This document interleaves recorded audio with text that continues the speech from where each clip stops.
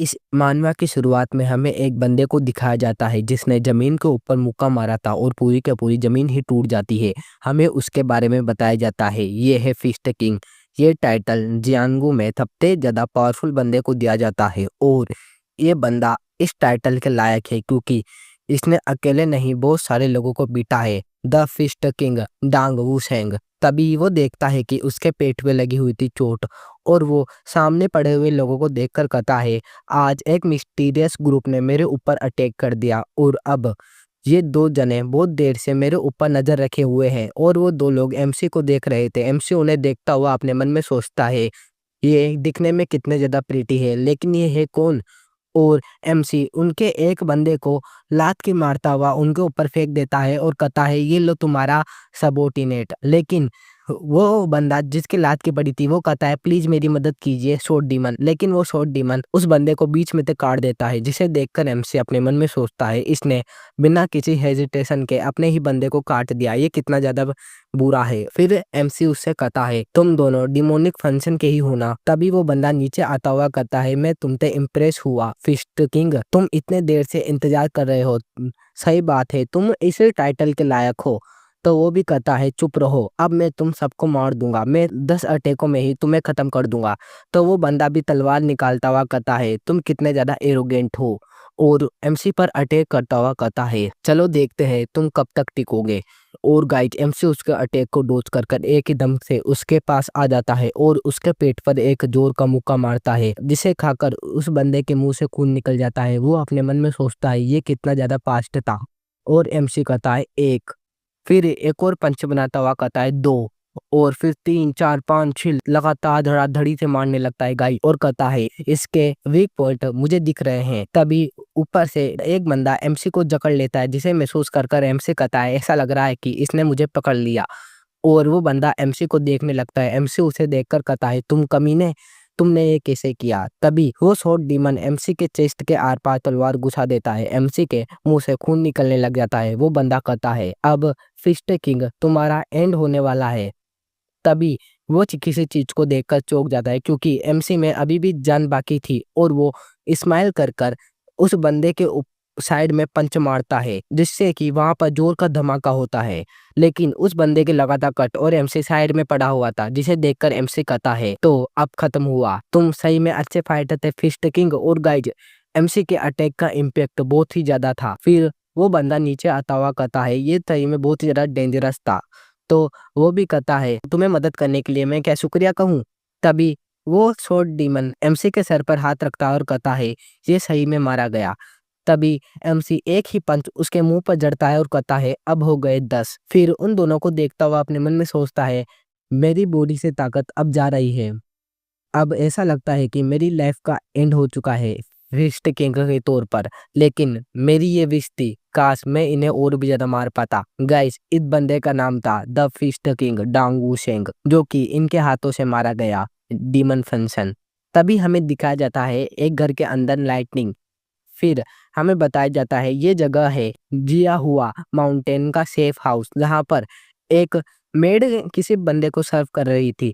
वो अपनी आंखें खोलता है और वो कहता है, मैं हूँ कहाँ पर। तभी वो मेड कहती है, आप ठीक तो है ना। तभी वो उठता हुआ कहता है, आखिरकार हो क्या रहा है और मेरे चोट लगी थी वो कहाँ पर है। तो वो लेडी कहती है, पहले आपको पानी पीना चाहिए। तो एमसी भी कहता है, ठीक है, लेकिन तुम मुझे फर्स्ट यंग मास्टर क्यों बुला रही हो। और एमसी पानी पीता हुआ जब आईने में देखता है तो वह चौंक जाता है और उस पानी को थूक देता है। फिर कहता है, मेरा ऐसा सूखा हुआ चेहरा, और अपने चेहरे को खींचने लगता है। फिर अपने गले में देखता है, वो कहता है, अगर ये मार्क्स होता तो यहाँ पर लकीरें भी होती, वो नहीं है, इसका मतलब ये मार्क्स भी नहीं हो सकता। और एमसी अपने चेहरे को इधर उधर से खींचने लगता है, जिसे देखकर वो मेड चौंक जाती है और वहां से जाती हुई कहती है, मुझे पागल खाने के डॉक्टर को बुलाना चाहिए, गाइज फिजिशियन। और वो गेट के बाहर अपने मन में सोचती है, आज ये कितना अजीब व्यवहार कर रहे हैं।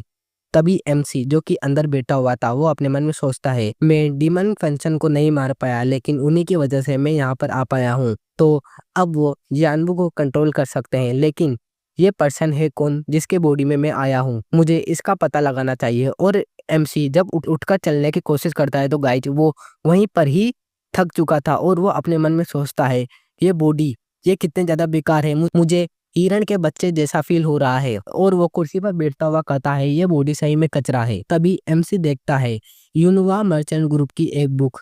एमसी सोचता है इस मर्चेंट ग्रुप के बारे में मैंने तो पहले सुना था। ये एक बहुत ही ज़्यादा बड़ी मर्चेंट ग्रुप है जो कि जिया हुआ माउंटेन पर बहुत ही ज़्यादा फेमस है और इस मर्चेंट ग्रुप को बहुत ही ज़्यादा सम्मान भी दिया जाता है। और इस बॉडी का ओनर इस मर्चेंट ग्रुप का एल्डेस्ट सन है, सबसे बड़ा बेटा ली जिन इयोन। गाइज आगे मैं एमसी को ली जिन कहकर बुलाऊंगा तो आप समझ जाना, ओके। और एमसी बताने लगता है ये जाना जाता है इसके पैसे, गैम्बलिंग और औरतों की वजह से जिनमें ये इंटरेस्ट रखता है। ये सही में एक लूजर था जो कि मारा गया। ये शब्द इसके बारे में कितने बेकार तरीके से लिखे गए हैं और ये कोई मार्क्स भी नहीं है। अब मुझे बॉडी के अंदर अजीब फील भी नहीं हो रहा है, इसका मतलब अब ये बॉडी मेरी है और ये हो सकता है क्या रिकार्नेशन। और एमसी सोचता है शायद मैं अपने दिमाग को खो दूंगा। तभी एमसी को बाहर से आवाज आती है फर्स्ट यंग मास्टर। और एक आता है पागल खाने का डॉक्टर फिजिशियन जो कि आते ही कहता है आप ठीक तो है ना। और गाइज इस बंदे का नाम था गोंग संग म्योंग, ली जिन का फिजिशियन। तभी ली जिन उसे देखता हुआ कहता है ये बंदा है कौन। और वो फिजिशियन रोता हुआ कहता है मुझे आपसे कहना है कि आपको अब ज़्यादा चिंता करने की ज़रूरत नहीं है, मुझे भी आपकी चिंता होती है, तो आपको ज़्यादा मेहनत नहीं करनी चाहिए। तभी एमसी उससे हाथ छुड़ाता हुआ कहता है मैं ठीक हूँ, तुम्हें मेरी चिंता नहीं करनी चाहिए। तो वो बंदा बाहर से सर्वेंट को बुलाता है और कहता है मैंने आपके लिए खाना तैयार किया है तो आपको ये खा लेना चाहिए। ये है चिकन सूप, जिसे देखकर एमसी कहता है ये कमीने बास्टर्ड, इन्हें पता होना चाहिए जैसी इनके यंग मास्टर की हालत है, ये खाना इनके लिए जहर की तरह है। और पहले इस बंदे ने जैसे मेरा हाथ पकड़ के मेरी नस चेक करने की कोशिश की थी, शायद ऐसा लगता है कि ये मुझे मारना चाहता है। ये बंदा एक सांप की तरह है। तभी वो फिजिशियन कहता है आपको खाना खा लेना चाहिए, तभी तो आप ड्रैगन फिनिक्स मार्शल कंपटीशन के लिए प्रिपेयर हो पाएंगे। तो एमसी भी कहता है कितना समय हो चुका है ड्रैगन फिनिक्स मार्शल कंपटीशन को करवाए हुए। तो वो बंदा कहता है लगभग 200 साल हो चुके हैं। तो एमसी भी कहता है मैं समझ गया, अब तुम इस सूप को ले जाओ, मुझे खाने की इच्छा नहीं है। तो वो बंदा भी कहता है लेकिन, तो एमसी उसे बाहर निकालता हुआ कहता है बिल्कुल भी नहीं, मैं इसे नहीं खाने वाला, तुम यहाँ से चले जाओ, मुझे नींद आ रही है। और एमसी गेट को बंद करता हुआ कहता है तो लगभग ये 200वां साल है ड्रैगन फिनिक्स कंपटीशन का, तो मुझे मरे हुए ज्यादा समय भी नहीं हुआ। इसका मतलब वो कमीने जिंदा हो गए डिमोनिक फंक्शन के। और ये फिजिशियन ये तो एक सांप की तरह है, इसका मतलब मेरे सराउंडिंग में बहुत ही ज्यादा कमीने घूम रहे हैं, तो अब मुझे इन कमीनों को मारना ही होगा। और एमसी अपना हाथ को घुमाता हुआ कहता है अब तुम चिंता मत करो, मैं तुम सभी के सभी को एक ही पंच में मार दूंगा। फिर हमें दिखाया जाता है खाने को, जिसे देखकर व्हाइट कपड़ों वाली दासी कहती है इतना सारा खाना, वो इतना सारा खाएंगे। तो एक और दासी खुश होती हुई कहती है सही में अब वो धीरे धीरे ठीक होते जा रहे हैं। तभी एमसी आता है बाहर से, वो पूरी तरह से ट्रेनिंग करके लौट रहा था। फिर वो अंदर देखकर दासी से कहता है क्या मेरा खाना तैयार हो चुका है। तो वो भी कहती है जी हाँ। तभी एमसी आता हुआ कहता है तो ये सिंपल ब्रेकफास्ट आज से सुबह यही सर्व करना है मुझे। तो वो भी कहती है यस सर। फिर एमसी अंदर आता है, वो दासियां कहती है ये आज भी बहुत ही ज़्यादा हेल्थी महसूस हो रहे हैं। तभी एमसी खाने वाला होता है, तभी बाहर से आवाज़ आती है सर मैं गोंग सन म्योंग यहाँ पर आ रहा हूँ। गाइज वही फिजिशियन। तभी एमसी बाहर देखता है और कहता है अंदर आ जाओ। तो वो अंदर आता है और एमसी उसे देखता हुआ कहता है ये रूड लग रहा है। तभी वो खुश होता हुआ कहता है सर आप कैसे हैं।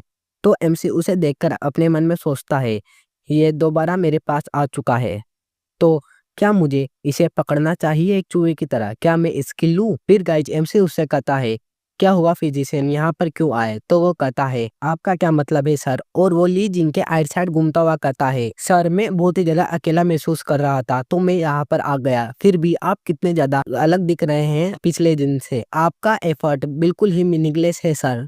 तो एमसी भी कहता है एफर्ट। और वो उसे देखता हुआ कहता है तुम तो मुझे उस चिकन सूप को खिलाकर सेड्यूस करना चाहते थे है ना। ये सुनकर तो वो फिजिशियन चौंक जाता है और एमसी से कहता है आपसे कोई गलतफहमी हुई है सर, वो एक ड्रैगन फिनिक्स सूप है जो कि आपके शरीर को ठीक करेगा। तो एमसी कहता है क्या मुझे नहीं पता, वो एक पॉइजन है पॉइजन।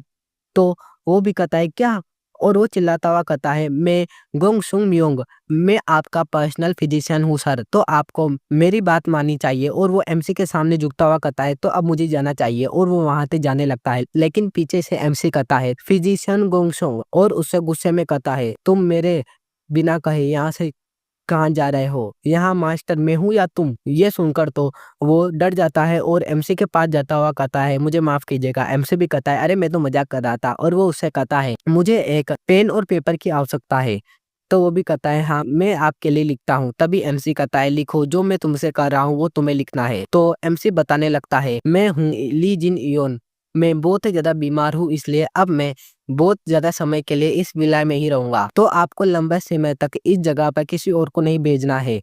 ये सुनकर तो वो फिजिशियन चौंक चुका था और एमसी कहता है, तुम क्यों नहीं लिख रहे? तभी वो फिजिशियन करता है, आप क्या कर रहे हो सर? लेकिन एमसी उसके गले के साइड में से एक चॉपस्टिक को फेंकता है, जिसे देखकर तो वो चौंक जाता है। और गाइज, उस फिजिशियन के गले में लग चुका था एक कट। फिर एमसी कहता है, हे ओल्ड मैन, मुझे नहीं पता कि तुमने मेरे साथ पास्ट में क्या किया था। तभी वो फिजिशियन कहता है, सर आप किस बारे में बात कर रहे हैं? तो एमसी कहता है, पहले वो ड्रैगन फिनिक्स सूप, फिर तुम्हें पता होना चाहिए कि वो मेरे शरीर के लिए किस तरह से पॉइजन का काम करेगा, लेकिन तुमने फिर भी मुझे खिलाया, ये जानते हुए भी। और तुम उस समय ऐसा व्यवहार कर रहे थे जैसे कि तुम्हें मेरी चिंता हो। तभी तुमने मेरे हाथ में मेरी नब्ज चेक करने की कोशिश करी।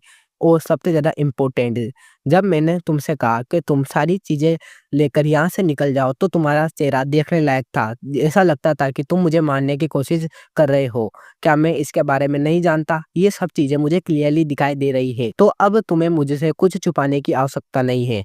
तभी वो बंदा कहता है, सर आप किस बारे में बात कर रहे हैं? मैं तो एक अच्छा इंसान हूँ। फिर वो अपने मुंह पर हाथ रखता है और अपना फेस बदलते हुए कहता है, तो तुम जैसे मूर्ख को भी ये बात पता चल ही गई, तुम इतने भी बेवकूफ नहीं हो।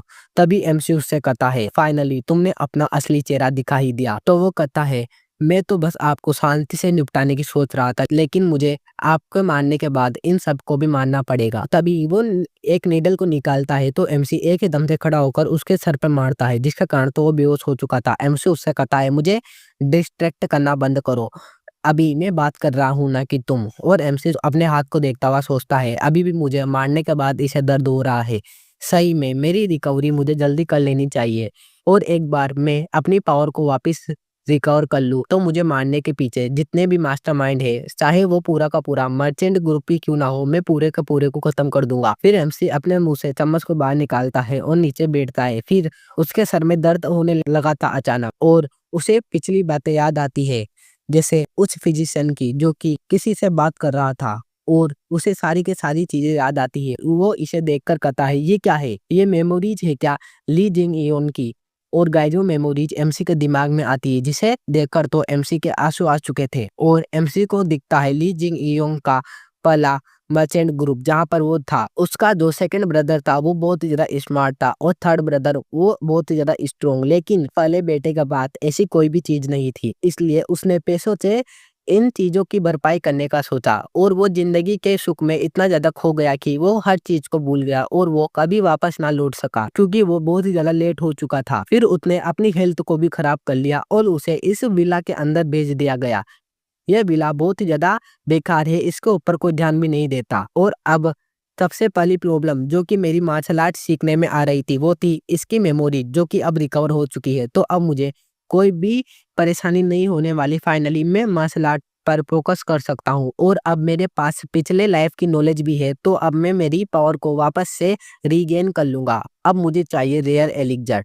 तभी एमसी कहता है, रुको एक सेकंड। और वो अपने साइड में देखता है, तो बहुत ही ज्यादा सोना पड़ा हुआ था। एमसी उन्हें देखकर अपने मन में सोचता है, ऐसी कोई चीज नहीं है जो खरीदी नहीं जा सके, ये सोना कितना ज्यादा है। फिर हमारा सीन शिफ्ट होता है गाइज 1 साल बाद का, जहाँ पर एक बंदा आता है ली जिंग के मिला में।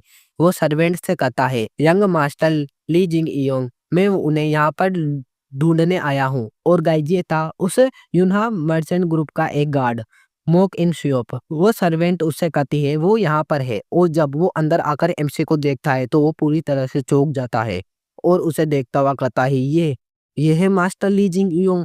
और गाइज एमसी हो चुका था एकदम तगड़ा बॉडी बिल्डर टाइप। फिर एमसी बताने लगता है बहुत सारी ऋतुएं बीत चुकी है और मैं इस समय मेरे एनर्जी कोर को बना रहा हूँ और मैं नई नई टेक्निक्स को सीख रहा हूँ ताकि मैं इस शरीर को जीवित चला सकूं, जैसे मोबिलिटी आर्ट और बॉडी आर्ट। इसी के साथ रैपिड स्ट्राइक और एक और सबसे पावरफुल आर्ट वो है लाइटनिंग 10 आर्ट, जो बहुत ही ज़्यादा पावरफुल है और मैं इसके थर्ड फेज तक आ चुका हूँ और फोर्थ पर जाने वाला हूँ। मेरी मार्शल आर्ट सीखने की स्किल ये बहुत ही ज़्यादा स्मूथली जा रही है। लेकिन फिर एमसी उठकर एक हवा में स्ट्राइक मारता है पैर से और एक पत्ते को देखता है जो कि बीच में से कट जाता है। एमसी उसे देखता हुआ कहता है ये काफ़ी नहीं है। तभी बाहर से आवाज आती है, यंग मास्टर ली जिंग योंग, आपको देखे बहुत ज्यादा समय हो गया। मैं हूँ मोक इन सियोप, गार्ड स्क्वाड का एक मेंबर। और वो कहता है एमसी से, मैं आपके लिए एक लेटर लाया हूँ मेन क्लेन से। तो एमसी भी कहता है ठीक है, जल्दी मुझे बताओ। तभी वो एमसी को देखते हुए अपने मन में सोचता है क्या यही जंग मास्टर है? ये तो एकदम बेकार हालत में थे ना, तो अब ये ऐसे कैसे दिख सकते हैं? तभी एमसी कहता है जल्दी मुझे दो ना, क्या मैं ऐसे ही हाथ का खड़ा रहूं? तो फिर वो आमने सामने बैठ जाते हैं और एमसी देखता है लेटर जिसमें लिखा हुआ था आपके फादर अचानक बेहोश हो चुके हैं। तभी एमसी कहता है मुझे एक्सप्लेन करो ये सब कैसे हुआ। तो वो बताने लगता है ये हुआ है उयांग क्लैन की वजह से, क्योंकि उनके लोगों ने हमारे ऊपर प्रोटेक्शन फीस को बढ़ा दिया है और हमसे बहुत ही ज़्यादा चार्ज लेते हैं। इसी के साथ हमें उन्हें पेमेंट भी करनी पड़ती है, इसलिए हमारे हालात दिन प्रतिदिन बेकार होते जा रहे हैं। तभी एमसी कहता है उयान क्लेन ये तुमसे फीस काय को लेता है इतना ज़्यादा? तो क्या सब इसी के कारण है? तो वो गार्ड गुस्सा होता हुआ कहता है उस कुत्ते के कारण भी है। तो एमसी कहता है कुत्ता? तो वो बताने लगता है हाँ, ये ऐसे कुत्ते हैं जो कि हमसे टैक्स वसूलते हैं, फिर बाद में हमारे ऊपर ध्यान भी नहीं देते। ये सब इन्हीं के कारण है और हम इनका कुछ कर भी नहीं सकते। फिर वो सांस लेता हुआ कहता है गार्ड कैप्टन अभी इस चीज के बारे में सोच रहे हैं कि वो हमें प्रोटेक्ट कैसे करे उयांग हू से। तो एमसी भी कहता है उयांग हू, और एमसी उयांग हू के बारे में बताने लगता है ये बंदा ऐसा है जिसके बारे में छोटे से बड़ा बंदा तक जानता है, क्योंकि ये बहुत ही ज्यादा पावरफुल है। फिर एमसी कहता है तो मैं समझ गया, तो बस उयांग क्लेन से ही डील करनी है ना? तो वो अपने मन में सोचता है क्या डील, और वो कहने लगता है हाँ, लेकिन आपके फादर बेहोश हुए इसका एक और कारण हो सकता है, वो है अभी जो फाइट चल रही है सेकंड ब्रदर और थर्ड ब्रदर के बीच। बाद में जब उन्होंने फाइट का रीजन बताया तो वो उसे सुनकर बेहोश हो गए। तो एमसी अपने मन में सोचता है क्या वो गुस्से के कारण बेहोश हुए होंगे, ये मुझसे मत कहना। तो वो गार्ड भी कहता है नहीं, ऐसा हो भी सकता है और नहीं भी। तभी एमसी अपना सर पकड़ते हुए कहता है तो अब इतनी सी बात के लिए ही फादर बेहोश हो चुके हैं और हमारा पूरा का पूरा मर्चेंट ग्रुप उन दो गधों के हाथों में है। तो वो बंदा भी कहता है आप चिंता मत करिए, बस ये मैटर जल्द ही सॉल्व हो जाएगा। तो एमसी कहता है मैं बेटा नहीं रह सकता, अब मुझे कुछ ना कुछ करना ही होगा। और एमसी खड़ा होता हुआ कहता है लेटर अपने पास ही रखो, अब मैं आने वाला हूँ मेन क्लेन में। फिर हमें दिखाया जाता है उसी गार्ड को जो कि मेन क्लेन में आने के बाद वहाँ के बंदों से कहता है वो कम्प्लीटली चेंज हो चुके हैं। वो पूरी तरह से एक पावरफुल मार्शल आर्टिस्ट लग रहे थे, उनकी बॉडी वो बहुत ही ज्यादा अमेजिंग थी। मैं कह रहा हूँ ना तुमसे, ये सुनकर तो वो सारे के सारे लोग जोर जोर से हंसने लगते हैं और कहते हैं तुम्हें चूतिया बनाने के लिए हम लोग ही मिले थे क्या? और एक बंदा कहता है अगर वो मार्शल आर्टिस्ट बन चुके हैं तो मैं तो फिर एक लेजेंडरी मार्शल आर्टिस्ट हुआ है ना? तभी एक और लाल बालों वाला बंदा कहता है चलो भी, तुम किसे बेवकूफ बना रहे हो, इससे अच्छा जो कोई और सुनाओ, जैसे कि वाइस कैप्टन वो किसी के लवर है तो मैं मान भी सकता हूँ। तभी उसके पीछे अचानक आ जाता है वाइस कैप्टन और कहता है क्या यंग मास्टर ली जिंग योंग ठीक हो चुके हैं? और उस वाइस कैप्टन ने उस लाल बालों वाले बंदे का सर भी पकड़ रखा था और गाइज इसका नाम है हान जियो। वो अपने मन में सोचता है पहले यंग मास्टर को मैंने मार्शल आर्ट सिखाई थी, उनकी फिजिक बहुत ही ज्यादा अच्छी थी, लेकिन अब वो मेन क्लेन में वापस लौट रहे हैं, तो वो कब लौटेंगे? तो वो बंदा भी कहता है मुझे नहीं पता। और वो उसका सर दबाया था, जब भी बाहर से आवाज आती है यंग मास्टर ली जिंग योंग आ चुके हैं। फिर वो वहां से जाने लगता है। पीछे से एक बंदा कहता है मैं उसको ग्रेड नहीं करने वाला, उस जैसे बंदे को तो कभी नहीं। तभी वो मेन कैप्टन भी कहता है जो तुम्हें खिलाता है उसी को तुम रिस्पेक्ट नहीं दोगे? फिर हमें एमसी को दिखाया जाता है जो कि वहां पर आ चुका था। वो उस जगह को देखता हुआ कहता है ये जगह कितनी ज़्यादा इनहेंस है, मुझे लगा नहीं था, लेकिन जैसा कि मैंने स्टोरीज में सुना था ये तो बहुत ही ज़्यादा खूबसूरत है। तभी वो अपने सर्वेंट से कहता है तुम यहाँ पर आराम करो, तो वो भी कहती है हाँ हम समझ गए। फिर एमसी उस जगह को देखता हुआ कहता है फिर भी एक अकेला व्यक्ति भी मुझे सम्मान देने के लिए नहीं आया। तभी अचानक एमसी के आइड साइड लोग खड़े हो जाते हैं तलवार लेकर, और उस तलवार को ऊपर करते हुए कहते हैं कॉन्ग्रेचुलेशन टू यंग मास्टर, आप सेफली घर लौट आए हैं। और वो मेन कैप्टन एमसी के सामने झुकता हुआ कहता है मैं हूँ गार्ड स्क्वाड का वाइस कैप्टन आन येओ, मैं आपसे कहना चाहता हूँ कि आप पहले से भी और अच्छे और हेल्थी दिखाई दे रहे हैं।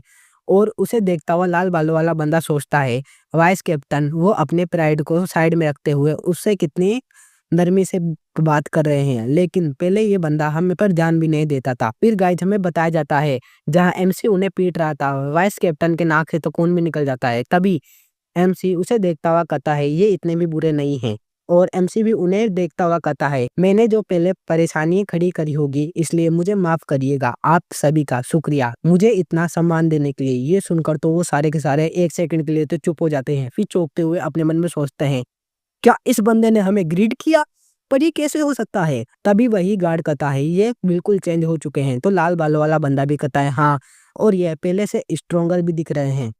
तभी वो वाइस कैप्टन अपने मन में सोचता है और अब ऐसा लगता है कि ये एनिमी नहीं समझते इस क्लैन को अपने लिए। तभी वो एमसी को अंदर ले जाते हुए कहता है मैंने आपके फादर को बता दिया है कि आप आ चुके हैं। तो एमसी भी कहता है आपका शुक्रिया। फिर वहां पर एक बंदा आता हुआ कहता है देखो देखो देखो तो सही यहाँ पर है कौन, और वो एमसी के कंधे पर हाथ रखता है और कहता है तुम तो वही ठरकी ली जिंग इयोन हो ना। और गाइज ये बंदा था मर्चेंट ग्रुप का थर्ड बेटा ली जा इयोन। फिर वो एमसी से कहता है तुम कंप्लीटली डिफरेंट दिख रहे हो, ऐसा कैसे हो सकता है, पहले तुम कितने ज्यादा कमजोर दिखते थे। और ये सब देखकर वो वाइस कैप्टन अपने मन में सोचता है शायद वो दोबारा इन्हें पीटने वाले हैं, और वो उसका हाथ हटाते हुए कहते हैं आपका भाई इतने सालों बाद आया है तो उसकी ढंग से खातिरदारी तो हमें करनी ही चाहिए। तो तभी वो वाइस कैप्टन के गाल पर एक तमाचा मारता हुआ कहता है मुझे सोने की हिम्मत कैसे हुई, और वो उससे कहता है तो अब वाइस कैप्टन तुम्हें अपनी औकात नहीं भूलनी चाहिए, तुम्हारी औकात तुम्हारे मास्टर जितनी ही है। और गाय जो एमसी के बारे में बात कर रहा था, एमसी उसे देखता है और उसके गाल पे एक जोर का रेपट मारता है। इसे देखकर तो वो वाइस कैप्टन भी चौंक गया था, और एमसी उसे कहता है ली जा इयोन। तभी वो कहता है तुम क्या करने की कोशिश कर रहे हो, तो वो उसके कंधे पर हाथ रखता है, कहता है तो अब, और वो प्रेशर डालता हुआ कहता है तुम क्या करोगे। तो वो थर्ड ब्रदर भी कहता है तुम कमीने मेरे साथ क्या करने की कोशिश कर रहे हो। तो एमसी कहता है तुमने क्या कहा कमीना, अभी के अभी मुझे बड़ा भाई कहकर बुलाओ। फिर एमसी अपने थर्ड ब्रदर का गाल पकड़ता हुआ कहता है अब तुम फादर के कमरे में कभी नहीं जाओगे। फिर पीछे से उसका सेकंड ब्रदर भी आता है, जिसे देखकर एमसी कहता है तुम हवाईयून। और गाइज वो स्थिति देखकर तो उसे भी कुछ भी समझ में नहीं आता। फिर वो तीनों के तीनों आ चुके थे टेबल पर। वो सेकंड ब्रदर एमसी से कहता है मैंने सुना कि तुम वापस लौट आए हो, तुम दिखने में बहुत ज्यादा हेल्थी लग रहे हो। तो एमसी भी कहता है हाँ मैं बिल्कुल ठीक हूँ। तभी सेकंड ब्रदर अपने हाथ को छुपाने लगता है और अपने मन में सोचता है वो इतने ज्यादा सीरियस क्यों है। तभी एमसी एक हाथ को उठाता है और थर्ड ब्रदर के गाल पर मारता है जोर से, और लगातार उसे पीटने लगता है और कहता है तुम्हारी हिम्मत कैसे हुई अपने भाई से लड़ाई करने की। तो भी कहता है ठीक है मैं समझ गया। और गाइस उस मारपीट को देखकर तो वो सेकंड ब्रदर भी डर चुका था। तभी सेकंड ब्रदर रोता हुआ कहता है इतने मुझे इतना ज्यादा क्यों मारा, ये पहले कितना ज्यादा वीक था, मैं इससे मेरा काम करवाता था और ये मेरी सारी की सारी बातें मानता था, पहले ये कितना ज्यादा अच्छा था। तभी वो सेकंड ब्रदर के बारे में कहता है तुम इतने ज्यादा हम्बल कब से हो गए, ताकि तुम डर रहे हो क्योंकि वो तुम्हें ना मार दे। तभी एमसी वहां पर आ जाता है और कहता है तुम्हारी आंखें देखने से अच्छी लग रही है। तो सामने बेटा सेकंड ब्रदर भी कहता है आप सेफली घर पे लौट आए हैं और आप कितने ज्यादा अलग व्यक्ति लग रहे हैं। तभी एमसी सामने रखे दस्तावेजों को देखता है और उन्हें देखता हुआ कहता है यह क्या है। तो सेकंड ब्रदर कहता है ये उन एम्प्लॉयज की लिस्ट है जो कि कल कॉन्फ्रेंस हॉल में बैठने वाले हैं मीटिंग करने के लिए। तो एमसीयू ने देखता हुआ कहता है इस लिस्ट में गोंग संग म्योंग का भी नाम है, लेकिन इस लिस्ट में उसका नाम रिकमेंड किसने करा, वो हो कौन सकता है। वो पर्सन जो कि हमारे गार्ड स्क्वाड में लीडर की पोजीशन होल्ड करता है ओ यांग हु, शायद ये वही होगा। तभी एमसी उन दोनों से कहता है सेकंड ब्रदर और थर्ड ब्रदर मैं तुम दोनों से कहता हूँ अगर तुम ओयांग क्लैन के लिए काम करते हो तो मुझे पहले ही बता दो, ये सुनकर तो वो दोनों ही थोड़ी देर के लिए चुप हो जाते हैं। फिर सेकंड ब्रदर कहता है, ये पॉसिबल कैसे हो सकता है? और थर्ड ब्रदर भी कहता है, हाँ ये कितना ज्यादा मजाक किया है, मैं उनके लिए काम करने से अच्छा तो मरना पसंद करूंगा। ये सुनकर तो एमसी भी कहता है, मुझे ये सुनकर बहुत ही ज्यादा खुशी हुई, और अपने मन में सोचता है अब मुझे इन्हें मारना नहीं पड़ेगा। और एमसी खड़ा होता हुआ कहता है, कल हायर अप्स में भी बहुत जल्द लोग आने वाले हैं इस मीटिंग को अटेंड करने, तो मैं भी इस मीटिंग में बैठूंगा। अब मैं समझ गया हूँ, इस मामले को मैं खुद से हैंडल करूंगा। और एमसी जाने लगता है। उसे देखकर सेकंड ब्रदर कहता है, आप कहाँ पर जा रहे हो? तो एमसी कहता है, फादर के पास। और सेकंड ब्रदर कर रहा है, वो उस सेफ हाउस से लौटने के बाद कितने ज्यादा अलग लग रहे हैं। तो थर्ड ब्रदर भी कहता है अपने बाल नोचते हुए, अरे यार काश मैं उस हाउस में चला जाता, मैं क्यों नहीं गया, या मुझे गुस्सा आ रहा है। फिर हमें दिखाया जाता है उसके फादर का रूम। उसके फादर कहते हैं, तुम यहाँ पर आ गए। और गाइस उसका फादर का नाम है ली सेओमिंग, यूनहे मर्चेंट ग्रुप का लीडर। तभी उसके फादर कहते हैं, बाहर कहीं से आवाज आ रही है। तो एमसी कहता है, कुछ नहीं। और अपने फादर से पूछता है, आप इतने ज्यादा टेंशन के कारण ही बेहोश हुए हैं ना? तो उसके फादर भी कहता है, हाँ मुझे पहले बहुत ही ज्यादा टेंशन दी मेरी बॉडी के अंदर, जिसे मैं हैंडल नहीं कर पाया और बेहोश हो गया। और उसके फादर एमसी के चेहरे पे हाथ रखते हुए कहते हैं, तुम कितने ज्यादा अलग दिखाई दे रहे हो, तुम ली जिंग इयोन ही हो ना मेरे बेटे? तुम्हें देखकर मुझे बहुत ही ज्यादा खुशी हो रही है। उसे महसूस कर एमसी अपने मन में सोचता है, ये फीलिंग कितनी ज्यादा अजीब है। पहले मैं अनाथ था, इसलिए मुझे नहीं पता फादर का प्यार क्या होता है। लेकिन जहाँ तक की बात है ली जिंग इयोंग की मेमोरीज की, इसके मेमोरीज में इसके फादर बहुत ही ज्यादा ग्रेट पर्सन है, और अब मुझे भी इनका प्यार फील हो रहा है। तभी एमसी कहता है, फादर आप चिंता मत करो, मैं आपकी पूरी की पूरी परेशानी को ही खत्म कर दूंगा। तो उसके फादर भी चौंकता हुआ कहता है, खत्म? तो एमसी कहता है, मैं इसे खुद हैंडल करूंगा, आप चिंता मत करिए, मैं पूरी के पूरी समस्या को ही जड़ से मिटा दूंगा। फिर हमें दिखाया जाता है अगले दिन का सीन, जहाँ पर कॉन्फ्रेंस मीटिंग बिठा के रखी थी पूरे के पूरे मर्चेंट ग्रुप की।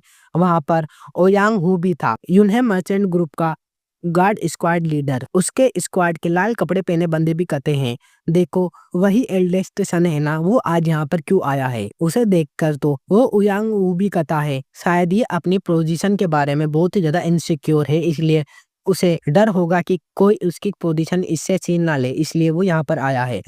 तभी सेकंड ब्रदर कहता है, सबके ओपिनियन अलग अलग है, तो कोई अपना हाथ उठाओ। तो उयांग हु हाथ उठाता है और कहता है, मुझे कुछ करना है, मैं सबसे बड़े यंग मास्टर के लिए गार्ड को रखना चाहता हूँ, और मैं इसके लिए एक गार्ड को रिकमेंड करता हूँ। यह सुनकर तो आइट साइड के लोग बातें करने लगते हैं। यूनहे मर्चेंट ग्रुप में सबसे ज्यादा गार्ड उयांग क्लेन के ही है, तुम्हें ऐसा नहीं लगता? किसी न किसी को तो इन्हें रोक लेना चाहिए। यह सुनकर तो वो उयांग हु एक कप को हाथ से तोड़ देता है और उन्हें घूरने लगता है। उसे देखकर वो बंदे भी डर जाते हैं। तभी उयांग हु कहता है, किसी को मेरे बात से परेशानी है क्या? और ये सुनकर तो सारे लोग चुप थे। तो वो भी कहता है, कोई भी नहीं। तभी एमसी हाथ खड़ा करता हुआ कहता है, मुझे परेशानी है, मुझे एक कंप्लेन है तुम्हारी बात से। फिर एमसी आगे आता हुआ कहता है, मेरा सजेशन है कि तुम्हें आग लगा देना चाहिए। यह सुनकर व्हाइट कपड़े पहने यूनहे मर्चेंट ग्रुप के बंदे भी कहते हैं, क्या? और लाल कपड़ों वाले युयांग क्लैन के बंदे भी कहते हैं, क्या वो हमारे लीडर को मारने की कोशिश करने वाला है? तभी वो लीडर भी कहता है, क्या तुम मुझे जलाना चाहते हो? तुम्हें नहीं पता क्या, सबसे ज्यादा बंदे हमारे ही क्लैन के हैं तुम्हारे पास, तो तुम मुझे कभी नहीं मार सकते। तो एमसी स्माइल करने लगता है और एक पंच बनाकर उसकी टेबल पर जोर से मारता है, जिसका इम्पैक्ट बहुत ही ज्यादा था। और फिर एमसी उससे कहता है, तुम्हारे पास पावर क्या आ गई, तुम अपनी औकात भूल चुके हो, तुम्हें याद होना चाहिए कि ये पूरा का पूरा मर्चेंट ग्रुप मेरा है। और गाइस एमसी बहुत ज्यादा कूल वे में कर रहा था। फिर एमसी उस कॉन्फ्रेंस से बाहर निकलने लगता है। पीछे से उसका सेकंड ब्रदर आता हुआ कहता है, आपने सच में गार्ड कैप्टन उयांग हु को बाहर निकाल दिया, लेकिन क्यों? अब पूरे के पूरे मर्चेंट ग्रुप की जिम्मेदारी हमारे ऊपर ही है।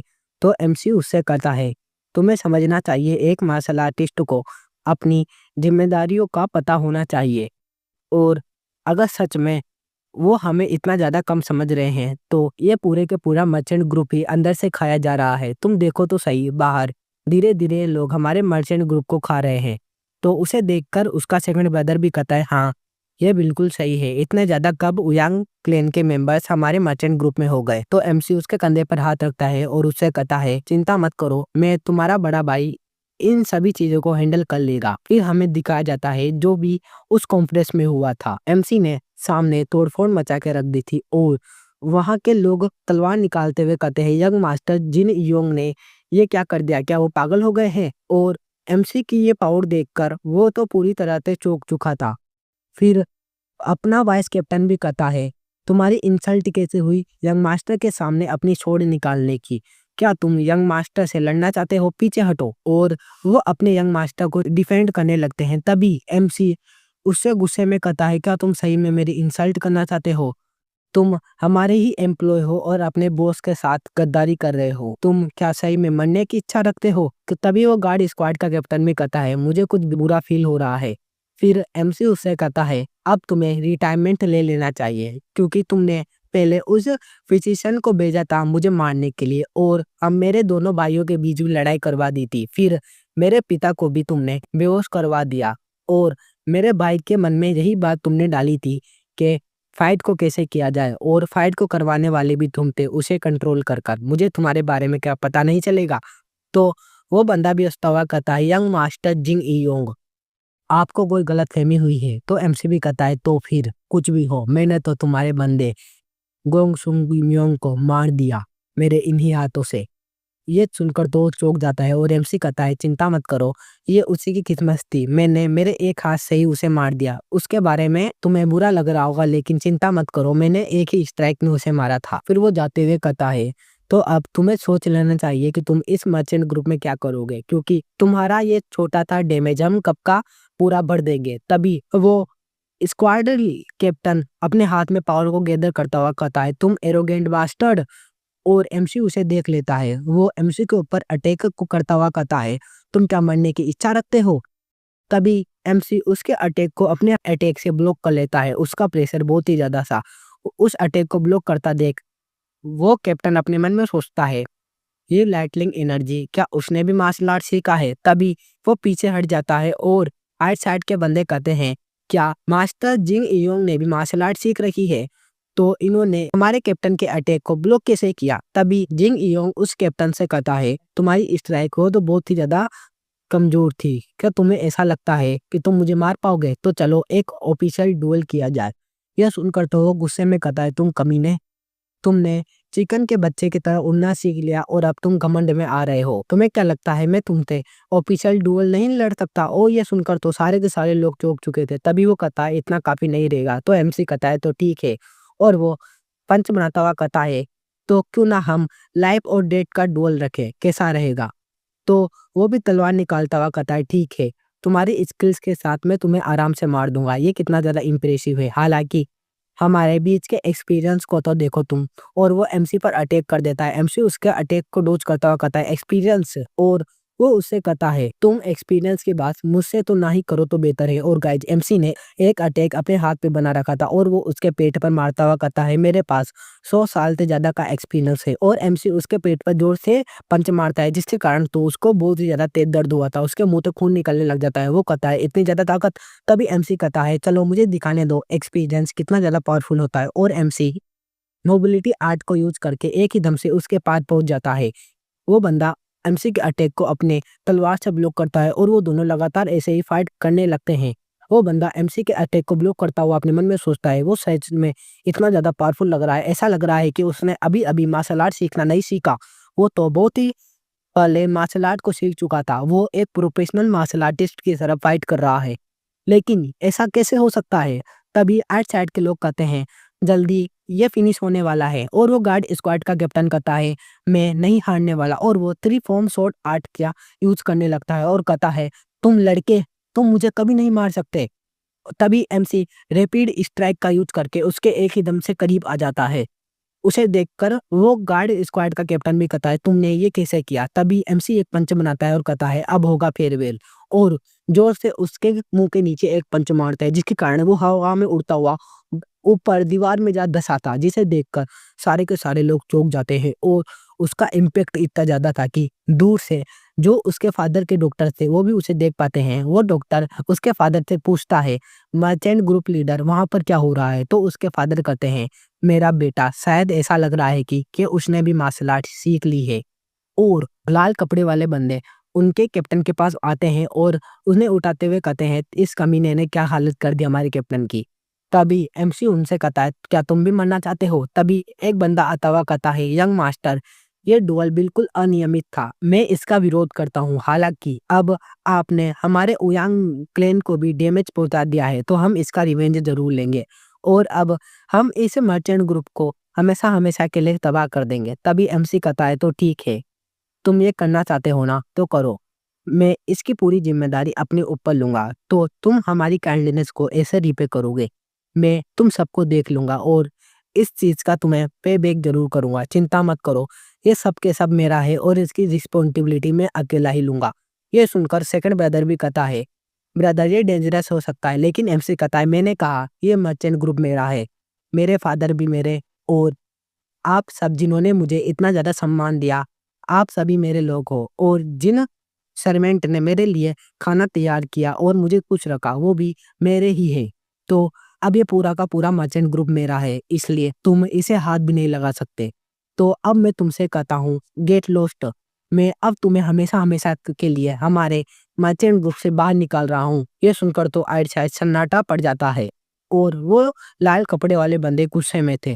वो कहते हैं, जैसे तुम्हारी इच्छा, और वहाँ से चले जाते हैं। तभी एमसी उन सभी के सामने खड़ा हो जाता है। एक गार्ड जो कि रोने लगा था, वाइस कैप्टन उसका मुंह बंद करा देता है। वो कहता है, यंग मास्टर आप तो सही में जीत गए।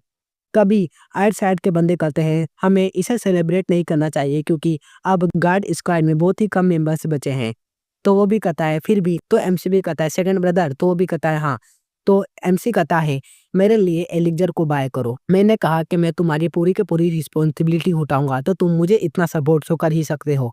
तो सेकंड ब्रदर भी खुश होता हुआ कहता है, यस सर, मैं आपके लिए सबसे हाई क्वालिटी का टॉनिक बाय करूंगा। तो एमसी भी कहता है, और अब हम बात करेंगे गार्ड स्क्वाड के बारे में। हमें और भी लोगों को उसके अंदर शामिल करना होगा। तभी हमें कुछ लोगों को दिखाया जाता है। उनके बीच में बंदा कहता है, क्या तुम्हें यकीन है जो बंदा फाइट कर रहा था वो ली जिंग इयोन ही था। फिर गाइज हमें वो सीन दिखाया जाता है जब एमसी शुरुआत में पहले दिन मेन यूनहा मर्चेंट ग्रुप में आया था। वो एक चीज को देखता है और वाइस कैप्टन से कहता है, वाइस कैप्टन क्या आपने सुबह से खाना भी खाया है?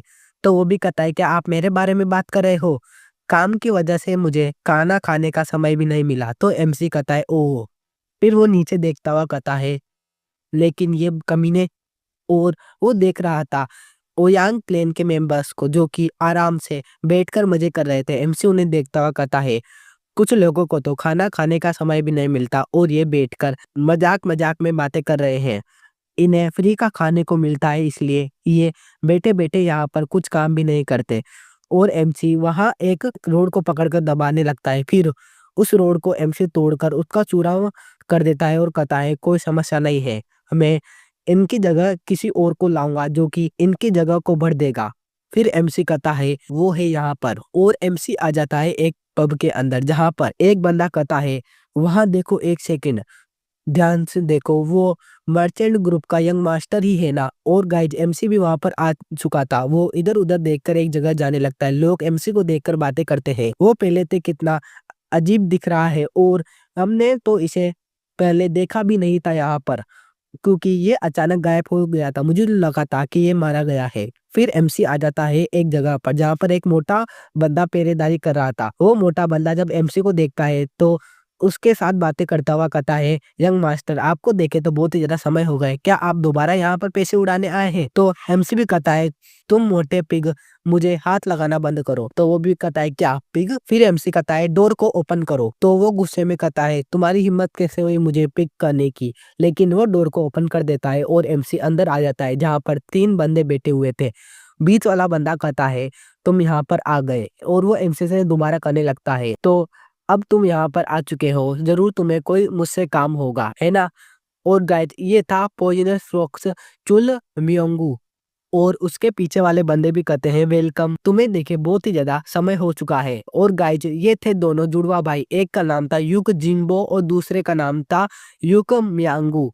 फिर उन्हों में से एक बंदा कहता है, तुम पहले से और भी ज्यादा अच्छे दिखाई दे रहे हो, फाइनली तुम ठीक हो चुके हो।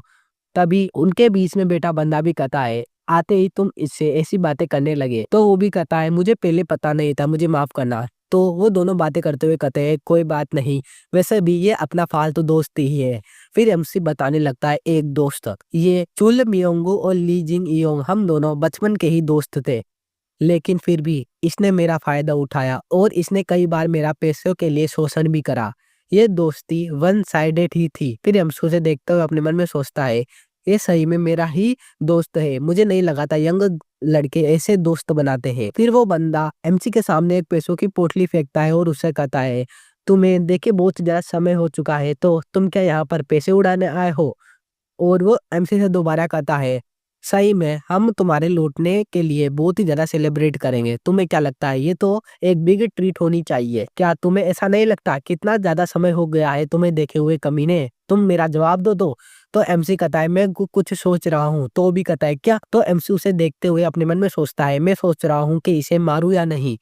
अगर देखा जाए तो मुझे काम इन दोनों भाइयों से है। ये बहुत ही ज़्यादा पावरफुल है लेकिन वो इसके अंडर काम करते हैं। शायद ये दोनों भाई गुंडे होंगे जो इसके अंडर आते हैं और ये बंदा जो कि सारी के सारी चीज़ों को संभालता है, ये मेरे लिए कारगर साबित हो सकता है।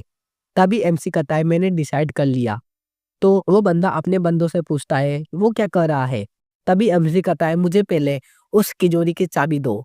ये सुनकर वो तीनों के तीनों को कुछ समझ में नहीं आता और वो बंदा कहता है तुम किस चाबी की बात कर रहे हो? क्या तुम्हें पैसा चाहिए? तो एमसी भी कहता है मुझे अभी के अभी पैसा चाहिए और अगर देखा जाए तो मेरा तुम पर बहुत ही ज़्यादा नगद है जो कि तुम्हें मुझे लौटाना है। पहले गैम्बलिंग में और पहले तुमने मुझे मारा उसके लिए मेडिकल फीस, इसी के साथ तुमने मेरा पैसा भी चुराया था। तो कुल मिलाकर अगर मैं जोड़ूँ तो हो सकता है शायद 1000 न्यांग। गाइस न्यांग इनकी करेंसी है। ये सुनकर वो एमसी की तरफ देखता है, फिर हँसने लग जाता है और हँसता हुआ अपने बंदों से कहता है देखो तो सही ये लौट रिकवर होने के बाद कैसी-कैसी बातें कर रहा है। तुम्हें ऐसा नहीं लगता? तभी वो खड़ा होता हुआ एमसी से कहता है तुम पागल कमीने, तिजोरी में बस पैसा ही नहीं और भी ज्वेलरी गोल्ड और सिल्वर भी है। तुम्हें इसका अंदाजा तो है ना? लेकिन मैं ये पूरा का पूरा तुम्हें क्यों दूंगा? और वो एमसी के ऊपर जोर डाल रहा था और वो दोबारा एमसी से कहता है अगर पैसों की आवश्यकता है तो तुम मुझे बताओ। ये अचानक तिजोरी की चाबी मांगने की क्या आवश्यकता है? ये सुनकर तो एमसी को रिप्लाई नहीं देता। तो वो गुस्से में कहता है और क्यों? तुम मुझे इतनी देर से इग्नोर क्यों कर रहे हो?